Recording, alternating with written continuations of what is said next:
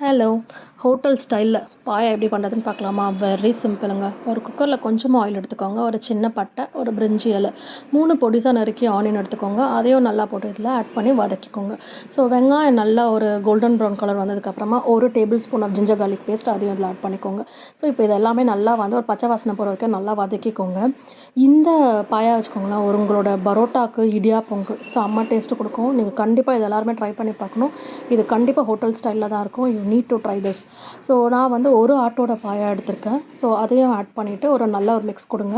இப்போது இதுலேயும் ஒரு பச்சை ஸ்மெல் இருக்கும். ஸோ இப்போ அது ஜிஞ்சர் கார்லிக் பேஸ்ட்டோட சேர்ந்து அந்த பச்சை ஸ்மெல்லாம் நல்லா போகணும் இது பாயாவோடது. ஸோ நம்ம என்ன பண்ணோம், ஒரு லிட்டு போட்டு ஒரு 5 மினிட்ஸ் இதை க்ளோஸ் பண்ணி வச்சுருங்க. இதை ஓப்பன் பண்ணிட்டா உங்களுக்கு வந்து அந்த ஸ்மெல் கொஞ்சம் நல்லா போயிருக்கும். இப்போ என்ன பண்ணுங்கள், ஒரு பச்சை மிளகா, 2 சின்னதாக நறுக்கின தக்காளி அதையும் இதில் நல்லா ஆட் பண்ணிவிட்டு ஒரு நல்லா மிக்ஸ் கொடுங்க.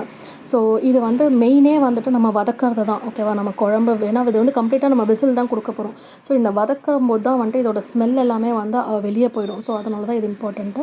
2 டேபிள் ஸ்பூன் ஆஃப் குழம்பு மிளகாத்தூள் இப்போ நான் ஆட் பண்ணியிருக்கேன். கொஞ்சம் சால்ட்டு, ஒரு சின்ன டிக்கா டர்மரிக் பவுடர் அண்ட் ஒரு spoon of garam masala add பண்ணிக்கோங்க. ஸோ இப்போ இதில் வந்துட்டு இந்த மசாலாவோட ஸ்மெல்லாம் போகிற வரைக்கும் ஒரு நல்ல ஒரு வதக்கிட்டு அந்த ஸ்மெல்லாம் போகிற வரைக்கும் கொஞ்சம் 2 to 3 மினிட்ஸ் ஆகும்.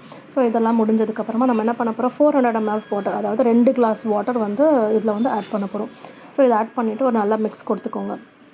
நம்ம வந்து இதை வந்து ஒரு 6 to 7 விசில்ஸ் மோஸ்ட்லி நீங்கள் வந்து ப்ரெஷர் குக் பண்ணால் ஓகேவாக இருக்கும். இஃப் யூ நீட் நீங்கள் வந்து 8 விசில்ஸ் கூட கொடுத்துக்கோங்க, அது உங்களோட விருப்பம். ஸோ இதுக்கப்புறமா இப்போ நம்ம இந்த மீன் டைமில் ஒரு பேஸ்ட் ஒன்று ரெடி பண்ணிக்கலாம். Which is like 2 coconut piece எடுத்திருக்கேன், 4 to 5 கேஷ்யூ, கொஞ்சம் கொத்தமல்லி அண்ட் கசகசா இதை ஆட் பண்ணிவிட்டு இதை நல்லா ஒரு ஃபைன் பேஸ்ட்டாக அரைச்சி எடுத்து வச்சுக்கோங்க.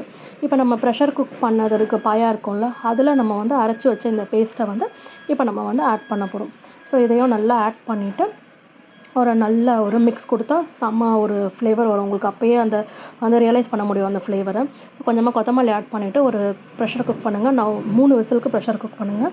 ஸோ இது வந்து போதும். ஸோ அது நல்லா வெந்துடும். ஸோ ஓப்பன் பண்ணி பாருங்கள், மறுபடியும் அதை செஞ்சு பார்ப்பீங்க. அந்த மாதிரி ஒரு டேஸ்ட் இருக்கும், எந்த ஹோட்டல்லையுமே கிடைக்காது. ட்ரை பண்ணி பார்த்துட்டு சொல்லுங்கள். தேங்க்யூ.